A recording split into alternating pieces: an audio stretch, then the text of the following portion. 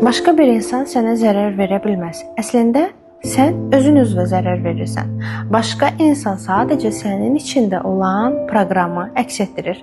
Məsələn, əgər sənin içində özünə inamsızlıq varsa, qarşısına elə bir insan çıxacaq ki, səni alçaldacaq, incidəcək, dəyərsiz eləyəcək və əgər sən özünü dəyərsiz hiss edirsənsə, qarşına gələn insan da bunu sadəcə və sadəcə sənə göstərəcək.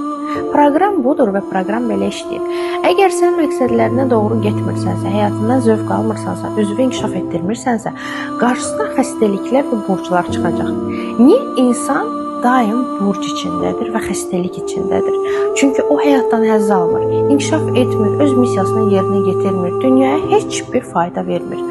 Amma sən dərinliyinə getməyə başlayanda, özünü anlamağa başlayırsan və ən azından mən kiməm sualının cavabını tapırsan, o anda artıq bütün fürsətlər sənə doğru açılmağa başlayır. O zaman sistem artıq səni xəstələndirmir. O zaman sən artıq borc yaratmırsan, travma yaratmırsan, uğursuz bir ailə həyatında yaşamırsan. Çünki sən doğru yoldasan. Biz nəyə görə uğursuzluq yaşayırıq? Biz nəyə görə xəstəliklər yaşayırıq? Biz nəyə görə pulsuzluq yaşayırıq? Çünki bizim yolumuz düzgün deyil. Biz doğru bir yolda deyilik.